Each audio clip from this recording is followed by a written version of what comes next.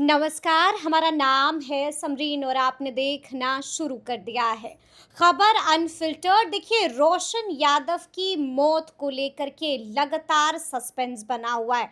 हमने आपको सुबह भी दिखाया था कि किस तरह से विधायक प्रशांत किशोर मधुबनी पहुंचे थे और मधुबनी पहुंच करके उन्होंने रोशन यादव के परिवार वालों से भी मुलाकात की थी। क्या कुछ पूछा था प्रशांत किशोर ने, उसकी भी तस्वीरें हमने आपको दिखाई हैं, उसके भी विजुअल्स हमने आपको दिखाए।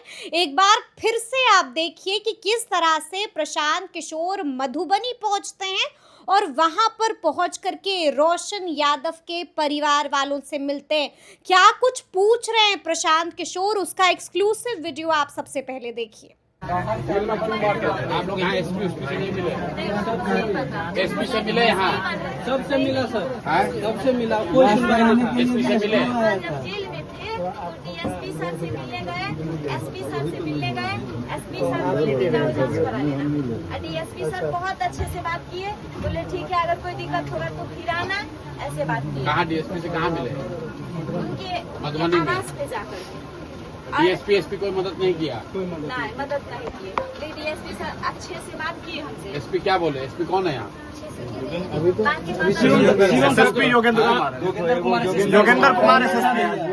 अभी जो ग्रामीण एसपी है वो शिवम ठाकर, लेकिन ये सब है ये योगेंद्र कुमार में आते हैं। मधुबनी का एसएसपी है तो योगेंद्र एसएसपी है योगेंद्र कुमार। एसएसपी से आप लोग मिले हैं? वही था, एसएसपी बन गया है सर। कौन? पहले एसपी वही थे, योगेंद्र कुमार। योगेंद्र कुमार क्या बोला? एसपी सर से मिले थे तो बोले कि जाओ जांच करा लेना। जांच करा लेना। तो देखा आपने कि प्रशांत किशोर क्या कुछ पूछ रहे हैं। उसके बाद उन्होंने मीडिया कर्मियों से भी बातचीत की है। क्या कुछ कह रहे हैं बातचीत के दौरान प्रशांत किशोर, वो भी आप सुनिए।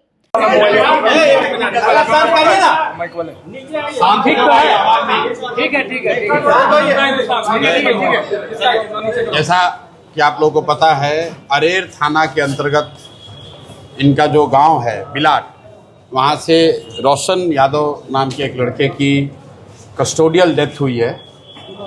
उसको लेकर परिवार का जो इल्ज़ाम है उसके संदर्भ में हम लोग यहाँ के पुलिस पदाधिकारी से मिलने आए थे, एसएसपी साहब से। इस पूरे घटना के दो पहलू हैं। पहला पहलू ये है कि परिवार का इल्ज़ाम है कि उस बच्चे को 27 मई को अरेस्ट किया गया। अरेर के बजाय रहीका पुलिस थाना ने उसको अरेस्ट किया 3 बजे। इनको कोई कागज पे कोई सूचना नहीं दी गई, इनको बताया नहीं गया। 3 दिन के बाद इनको पता चला कि इनका बच्चा रहीका के थाने में बंद है। जब ये लोग रहीका थाना में लोगों से अपने बच्चे से मिले तो उसने बताया कि उसके साथ बहुत मारपीट की गई है, उसको करंट उसके बॉडी पे इस्तेमाल किया गया है, उसको टॉर्चर किया गया है, ऐसा परिवार का दावा है। 31 तारीख को इनके मुताबिक सुबह में पुलिस ने उसको छोड़ दिया, लेकिन फिर आधे घंटे में उसको अरेस्ट कर लिया आर्म्स एक्ट में। पुलिस का वर्जन यह है कि कहीं गोली चली थी, उस आर्म्स एक्ट में उस बच्चे को अरेस्ट किया गया है। बाद में भी करीब 2 महीने 9-10 दिन के बाद उसकी कस्टोडियल डेथ हुई है, कारा में यहाँ उसकी डेथ हुई है। तो एसएसपी साहब ने 2 बातें कही हैं। पहली बात कि जो डेथ हुई है बच्चे की, वो एनएचआरसी के गाइडलाइन के हिसाब से उसकी जांच डीएम के मातहत उसकी होनी है। एनएचआरसी को भी उसकी रिपोर्ट जाएगी। पोस्टमार्टम रिपोर्ट बच्चे की 2-3 दिन में आ जानी चाहिए। पुलिस का या प्रशासन का, कारा के लोगों का कहना है कि उसने आत्महत्या की है। इनका ऐसा कहना है कि उसकी मारपीट की वजह से उसकी हत्या हुई है। तो वो एक जांच है जो कि जिला प्रशासन को करना है। एनएचआरसी उसमें इन्वॉल्व है। पोस्टमार्टम रिपोर्ट आएगा तो पता चलेगा कि उसने आत्महत्या की है या मारपीट की वजह से उसकी जान गई है। लेकिन उससे जो बड़ा पहलू ये है कि जो 27 मई को जिला पुलिस ने, रहीका थाना ने इनके बच्चे को जो अरेस्ट किया था, उसकी सारी जवाबदेही जिला पुलिस की है। और एसएसपी महोदय ने आज ये कहा है कि 10 दिन के अंदर 27 तारीख को क्यों उस बच्चे को अरेस्ट किया गया, और अगर अरेस्ट किया गया तो क्यों इनको लिखित सूचना नहीं दी गई, रहीका थाना में बिना कोर्ट में प्रोड्यूस किए हुए उस बच्चे को क्यों रखा गया, उसके साथ मारपीट की गई, उसको टॉर्चर किया गया। इन सारी बातों को जांच करके 10 दिन के अंदर इस पर सख्त से सख्त कार्रवाई होगी। अगर नहीं होगी तो 10 दिन के बाद मैं फिर वापस आऊंगा यहाँ एसएसपी साहब से मिलने अभी उन्होंने हम लोग के सबके सामने यह आश्वस्त किया है कि 25 तारीख तक जिन अधिकारियों की अगर उनकी कोई गलती होगी तो उनकी जवाबदेही तय होगी, उन पर कार्रवाई होगी ही होगी। ये रहिका थाना के मामले की बात है। दूसरा, जो मंडल कारा में रहते हुए उसकी डेथ हुई है वो जांच का विषय है, वो जांच अभी चल रही है। पोस्टमार्टम रिपोर्ट 2 या 3 दिन में उन्होंने कहा है आ जाएगी। डीएम उसमें इन्वॉल्व है, एनएचआरसी उसमें इन्वॉल्व है। तो एसएसपी साहब का ऐसा कहना है कि उसमें जो एनएचआरसी की गाइडलाइन है उसके हिसाब से, चूंकि कारा के अंदर उस बच्चे की मृत्यु हुई है तो एनएचआरसी के गाइडलाइन के हिसाब से वो जांच को किया जाएगा।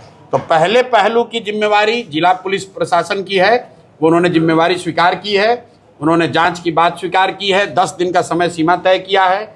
रहिका पुलिस थाने की भूमिका या उससे जुड़े हुए कोई भी पुलिस पदाधिकारी की कोई भूमिका जो भी रही होगी उसकी जांच करेंगे और जो उचित कार्रवाई होगी वो करेंगे 10 दिन के अंदर। सर, इस तरह की घटना की पुनरावृत्ति ना हो जिसके लिए आप लोग क्या करेंगे?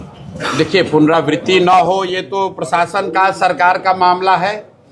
हम लोग तो बस यही उनसे आज आग्रह करने आए थे कि जो पीड़ित परिवार है, बहुत गरीब घर के लोग हैं, देखने से ऐसा नहीं लगता है कि ये कोई क्रिमिनल हैं। इनकी ये माँ है बच्चे की, इनके हस्बैंड की डेथ हो गई है पहले किसी रेल एक्सीडेंट में, इनके पैर में हवाई चप्पल तक नहीं है। 2 इनकी बच्चियां हैं, एक ने आग दिया है और एक बड़ी बहन है। पुलिस के जो यहाँ एसएसपी हैं, पदाधिकारी हैं, उन लोगों ने भी देखा, वो बात को समझ रहे हैं कि और कुछ नहीं तो मानवता के नाम पर इनके साथ इंसाफ होना चाहिए। 19 साल का इनके लड़के की डेथ हुई है, हत्या हुई है या डेथ हुआ है, तो इनके साथ इंसाफ होना चाहिए। अभी उन्होंने सारी बात स्वीकार की है कि वो इसको तुरंत हर तरह से हर स्तर पे जांच करेंगे और इंसाफ होगा, ऐसा उन्होंने आश्वस्त किया है। तो 10 दिन का टाइम उनको हम लोग दे रहे हैं। 3-4 दिन अभी तो इनका क्रियाक्रम भी पूरा नहीं हुआ इनके बच्चे का, तो वो हो जाएगा। अगर नहीं हुआ तो इस मामले को जिले के ऊपर हम लोग डीजीपी से, चीफ सेक्रेटरी से भी मिलेंगे। लेकिन मेरा अभी भी आग्रह यही होगा यहाँ के प्रशासन से, डीएम से, यहाँ के एसएसपी से। तो सुना आपने कि प्रशांत किशोर ने क्या कुछ कह दिया है। तो अब देखना होगा कि आगे आगे इस मसले में क्या कुछ होता है। तो फिर ये पूरी वीडियो, पूरी जानकारी आपको कैसी लगी है, कमेंट करके हमें ज़रूर बताइएगा। तो ऐसे तमाम अपडेट्स के लिए बिल्कुल ऐसे ही हमारे साथ बने रहिएगा और देखते रहिएगा खबर अनफिल्टर्ड। यदि अब तक आपने हमारे चैनल को सब्सक्राइब नहीं किया है तो फिर झटपट कर लीजिएगा और फेसबुक पर भी हमें फॉलो करना हरगिज़ नहीं भूलिएगा। बहुत शुक्रिया आपका।